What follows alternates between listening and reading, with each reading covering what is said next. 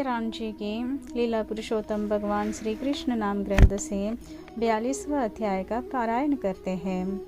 ओम श्री गणेशाय नमः। हर हर महादेव। जय माता दी। जय सिया राम। जय श्री राधे श्याम।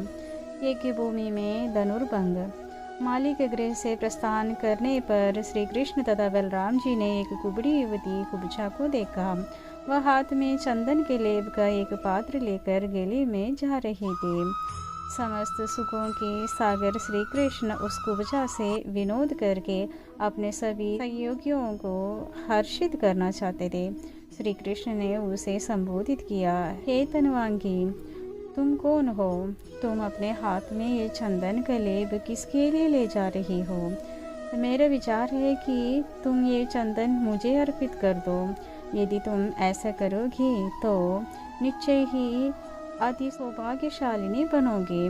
श्री कृष्ण श्री भगवान है और कुब्जा के विषय में सब कुछ जानते थे। अपने इस प्रश्नों से उन्होंने यह इंगित किया कि एक असुर की सेवा करने में कोई लाभ नहीं है। उत्तम यही है कि वह श्री कृष्ण एवं बलराम जी की सेवा करके अपनी सेवा का फल तत्काल पाले। युवती ने श्री कृष्ण को उत्तर दिया, प्रिय श्याम सुंदर, हे कान्हा, संभवतः आपको पता होगा कि मैं कंस के यहाँ दासी का कार्य करती हूँ। मैं प्रतिदिन उसके लिए चंदन का लेप ले जाती हूँ। उस उत्तम वस्तु को उसे देने के कारण राजा मुझसे अति प्रसन्न है। किंतु अब मुझे ज्ञात हो गया है कि आप दोनों भाइयों से श्रेष्ठ और कोई नहीं है जिसे चंदन का लेप अर्पित किया जा सके।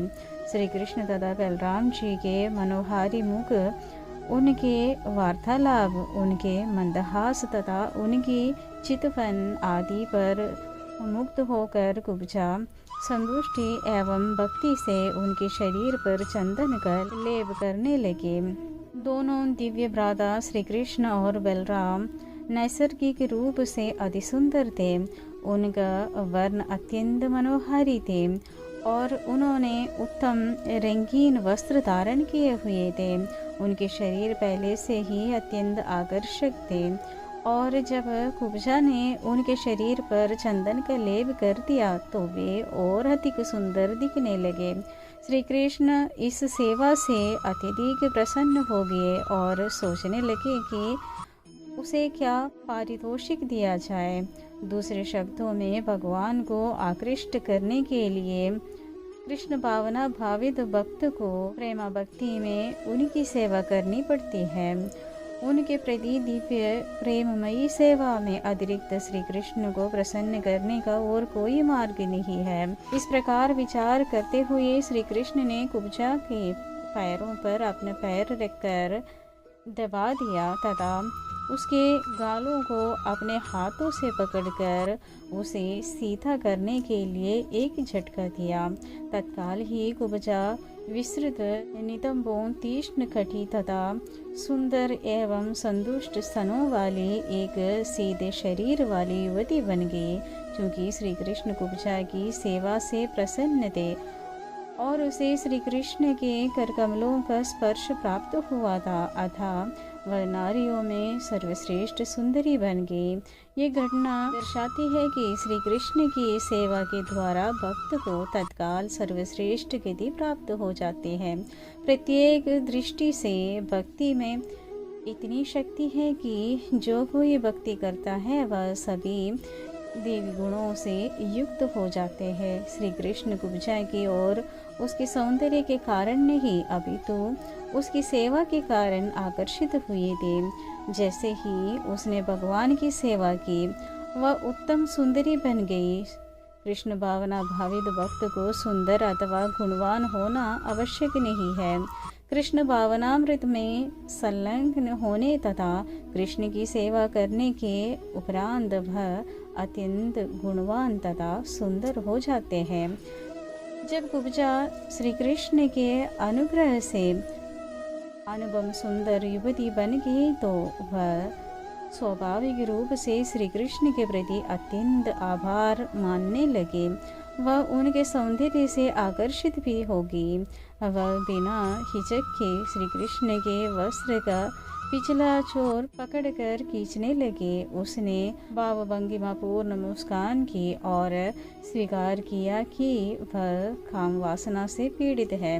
उसे वह भी विस्मृत होगी कि वह श्री कृष्ण के ज्येष्ठ भ्राता तथा सखाओं के सम्मुख गली में खड़ी है। उसने श्री कृष्ण के सम्मुख स्पष्ट प्रस्ताव रखा, हे मेरे प्रिय, हे वीर, मैं इस प्रकार आपको नहीं छोड़ सकती। आपको मेरे घर चलना पड़ेगा। मैं आपके सौंदर्य के प्रति अत्यंत आकर्षित हूँ, अतः बलिभांति आपका स्वागत करना चाहती हूँ। आप पुरुषों में सर्वश्रेष्ठ हैं। आप भी मुझ पर दयालु हुए हैं। स्पष्ट शब्दों में उसने अपनी काम वासना तृप्त करने के लिए श्री कृष्ण से अपने घर चलने का प्रस्ताव किया। अपने ज्येष्ठ भ्राता बलराम की उपस्थिति में उसके इन वचनों को सुनकर श्री कृष्ण किंचित संकोच में पड़ गए, किंतु उन्हें ज्ञात था कि वह युवती अत्यंत सरल स्वभाव की थी तथा उसके प्रति अत्यंत आकर्षित थे। अतः उसके शब्द सुनकर श्री कृष्ण केवल मुस्कुरा दिए। अपने ग्वाल बाल सखाओं की ओर दृष्टि करके उन्होंने उसे उत्तर दिया, हे सुंदरी, मैं तुम्हारे निमंत्रण से अत्यंत प्रसन्न हूँ और यहाँ का अन्य कार्य समाप्त करके मैं अवश्य ही तुम्हारे घर आऊँगा। मेरे समान अविवाहित तथा घर से दूर युवकों के लिए तुम्हारे समान सुंदरी ही संतुष्टि का एकमात्र साधन है। निश्चय ही तुम्हारे जैसे एक उपयुक्त सखी ही हमें सब प्रकार की मानसिक अशांति से मुक्ति दिला सकती है। इस प्रकार मधुर वचनों से श्री कृष्ण ने कुब्जा को संतुष्ट कर दिया।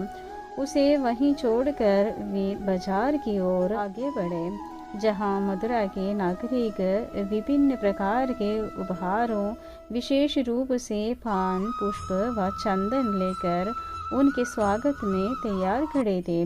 बाजार के व्यापारियों ने श्री कृष्ण और बलराम जी की अत्यधिक आदरपूर्वक पूजा की। जब श्री कृष्ण गली में से जा रहे थे, तब आसपास के घरों की सभी स्त्रियां श्री कृष्ण के दर्शनार्थ आ गई। कुछ कम आयु की युवतियां तो श्री कृष्ण के सौंदर्य पर मुग्ध होकर मूर्छित हो गई। उनके केश तथा वस्त्र ढीले पड़ गए और उन्हें यह भी विस्मृत हो गया कि वे कहाँ पर खड़ी हैं। तदुपरांत श्री कृष्ण ने नागरिकों से पूछा कि यज्ञ कहाँ पर हो रहा है। कंस ने धनुर्यज्ञ का आयोजन किया था और इस विशिष्ट यज्ञ की सूचना देने के लिए उसने यज्ञवेदी के समीप एक विशाल धनुष रखवा दिया था। वह धनुष अत्यंत विशाल तथा अद्भुत था और आकाश में इंद्रधनुष के समान प्रतीत होता था। यज्ञ की रंगभूमि में इस धनुष की रक्षा के लिए कंस ने अनेक सैनिकों तथा द्वारपालकों को नियुक्त कर दिया था।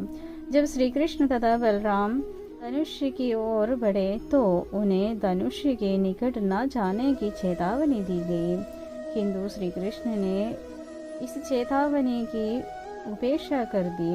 वे हठपूर्वक आगे बढ़े और उस विशाल धनुष को अपने बाएं हाथ में उठा लिया। जन समुदाय की उपस्थिति में उन्होंने धनुष पर डोरी चढ़ाने और उसे खींचकर धनुष को उसी प्रकार बीच से दो भागों में तोड़ दिया, जैसे हाथी खेत में गन्ने को तोड़ देते हैं। उपस्थित जन समुदाय ने श्री कृष्ण के बल की प्रशंसा की। धनुष भंग के ध्वनि से धरती और आकाश गूंज उठे। कंस ने भी इस ध्वनि को सुना। जब कंस को इस घटना की जानकारी मिली तो उसे अपने प्राणों का भय होने लगा। धनुष के रक्षक पास ही खड़े थे और जब उन्होंने समस्त घटना देखी, अत्यंत क्रोधित हो उठे और अपने अपने हाथों में शस्त्र लेकर श्री कृष्ण को पकड़ने के लिए दौड़े। बंदी बना लो, वध कर दो, चिल्लाते हुए लोगों के मध्य श्री कृष्ण तथा बलराम जी गिर गए। जब उन्होंने रक्षकों की धमकाने वाली क्रिया देखी तो वे क्रुद्ध हो गए और टूटे हुए धनुष्य के दोनों भाग उठाकर सभी रक्षकों पर प्रहार करने लगे। जब ये उपद्रव हो रहा था तभी कंस ने सेना की एक छोटी टुकड़ी रखवालों की सहायता के लिए भेजी, किंतु श्री कृष्ण तथा बलराम जी ने उनसे युद्ध करके उनका संहार कर दिया। इसके पश्चात श्री कृष्ण यज्ञ की रंगभूमि में आगे न बढ़कर द्वार से बाहर आ गए और अपने विश्राम स्थल की ओर बढ़े। मार्ग में उन्होंने मथुरा नगर के विभिन्न स्थानों को अत्यंत हर्ष से देखा। श्री कृष्ण के अद्भुत कौशल तथा कार्यों को देखकर मथुरा के सभी नागरिक सोचने लगे कि ये दोनों भाई देवता हैं जो मथुरा आए हैं। वे अत्यंत आश्चर्य से उन पर दृष्टिपात करने लगे। दोनों बंधु निश्चित होकर कंस के नियमों व आदेशों की परवाह न करते हुए गलियों में विचरण करने लगे। संध्या होने पर श्री कृष्ण और बलराम अपने ग्वाल सखाओं के साथ नगर की सीमा पर गए। वहां उनकी सभी बैलगाड़ियां एकत्र थे। इस प्रकार श्री कृष्ण और बलराम ने अपने आगमन का तथा दूसरे दिन यज्ञ की रंगभूमि में कंस पर आने वाली घोर आपत्ति का कुछ प्राथमिक आभास कंस को दे दिया। कंस समझ गया कि अगले दिन यज्ञ स्थल पर उस पर किस प्रकार का घोर संकट आने वाले हैं। जब श्री कृष्ण और बलराम वृंदावन से मथुरा जा रहे थे तब वृंदावन वासियों ने मथुरा के नागरिकों के परम सौभाग्य की कल्पना की थी। उन्होंने कल्पना की कि शुद्ध भक्तों तथा भाग्य की देवी लक्ष्मी के आराध्य श्री कृष्ण के अद्भुत सौंदर्य का मथुरावासी दर्शन कर सकेंगे। वृंदावन के निवासियों की कल्पना ये अब वस्तुतः सत्य हो गई, क्योंकि मथुरा के नागरिक श्री कृष्ण के दर्शनों से पूर्ण रूपेण संतुष्ट हो गए। जब श्री कृष्ण अपने विश्राम स्थल पर वापस आए तब उनके अनुचर उनकी सेवा में तत्पर हो गए। उन्होंने श्री कृष्ण के पादार बिंदुओं को पखार कर उन्हें उत्तम आसन दिया। तत्पश्चात उन्होंने श्री कृष्ण को सुस्वाद भोजन तथा दूध अर्पित किया। भोजनोपरांत अगले दिवस के कार्यक्रम के विषय में विचार करते हुए श्री कृष्ण शांतिपूर्वक विश्राम करने लगे। इसी तरह उन्होंने वहाँ पर रात्रि व्यतीत कर दी। दूसरी ओर जब कंस को श्री कृष्ण द्वारा उस अद्भुत धनुष्य के तथा रक्षकों और सैनिकों के वध का महत्व समझ में आ गया तब उसे श्री भगवान की शक्ति का किंचित आभास हुआ। उसे अनुभव हुआ कि देवकी के 8वें पुत्र का आगमन हो चुका है और अब उसकी मृत्यु आसन्न है। वह समस्त रात्रि विश्राम ना कर सका और अपनी आसन्न मृत्यु के विषय में सोचता रहा। उसे बहुत से अशुभ लक्षण दिखाई पड़ने लगे तथा उसे समझ में आ गया कि मथुरा की सीमा के समीप आए हुए श्री कृष्ण और बलराम उसकी मृत्यु के दूत है। जागृत अवस्था तथा स्वप्नावस्था में उसे अनेक अशुभ लक्षण दिखाई देने लगे। जब उसने दर्पण में देखा तो उसे उसका सिर नहीं दिखाई दिया, यद्यपि उसका सिर वास्तव में विद्यमान था।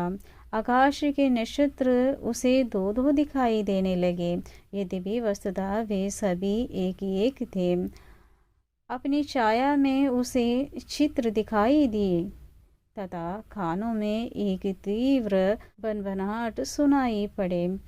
उसे अपने सामने के सभी वृक्ष स्वर्ण निर्मित प्रतीत हुए और धूलि अथवा कीचड़ में उसे अपने पदचिन्ह नहीं दिख पड़े।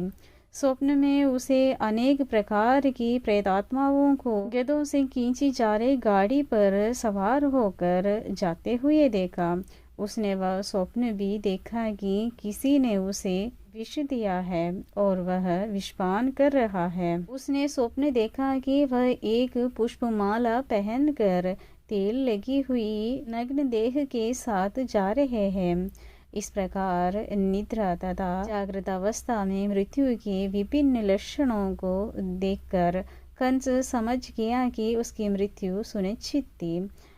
इस प्रकार अत्यंत उद्विग्न होने के कारण वह उस रात विश्राम ना कर सका। रात्रि समाप्त होते ही वह मल्लयुद्ध के आयोजन में व्यस्त हो गया। मल्लयुद्ध की रंगभूमि अच्छी तरह से साफ करके पताकाओं, बंधनवारों तथा पुष्पों से सजाई गई थी। नगाड़े बजाकर प्रतियोगिता की घोषणा की गई। रंगीन पताकाओं से सज्जित होने के कारण मंच अत्यंत शोभायमान दिख रहा था। राजाओं, ब्राह्मणों तथा क्षत्रियों के लिए भिन्न भिन्न प्रकार की दीर्घ पंक्तियों का प्रबंध किया गया था। विभिन्न राजाओं के सिंहासन आरक्षित थे तथा अन्य लोगों के भी आसन निश्चित थे। अंत में अपने मंत्रियों तथा सभासदों सहित कंस आया और वह अपने लिए विशेष रूप से निर्मित उच्च मंच पर बैठ गया। यद्यपि वह अपने मुख्य मंडलेश्वरों के मध्य बैठता था, फिर भी दुर्भाग्यवश उसका हृदय मृत्यु के भय से कांप रहा था। क्रूर मृत्यु कंस के समान बलशाली व्यक्ति के भी चिंता नहीं करती है। मृत्यु जब आती है ये किसी उच्च पद की चिंता नहीं करती। जब सारा प्रबंध पूर्ण हो गया तब सभा के सामने अपना कौशल दिखाने वाले मल्लों ने रंगभूमि में प्रवेश किया। उन्होंने बहुमूल्य वस्त्राभूषण धारण कर रखे थे। उनमें से कुछ प्रसिद्ध मल्लों के नाम चाणूर, मुष्टिक, शल, कूट तथा तोशल थे। संगीत की ध्वनि से प्रेरित होकर वे अत्यंत फुर्ती के साथ वहां से गुजरे। नंद सहित वृंदावन से आए सभी सम्मानित ग्वालों का कंस ने स्वागत किया।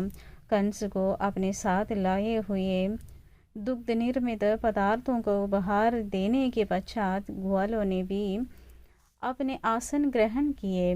उनके लिए विशेष रूप से निर्मित मंच राजा के मंच के समीप ही था। इस प्रकार लीला पुरुषोत्तम भगवान श्री कृष्ण के अंतर्गत यज्ञ भूमि में धनुर्भंग नामक 42वां अध्याय का भक्ति वेदांत तात्पर्य पूर्ण हुआ। सबको जय श्री राम जी की हर हर महादेव।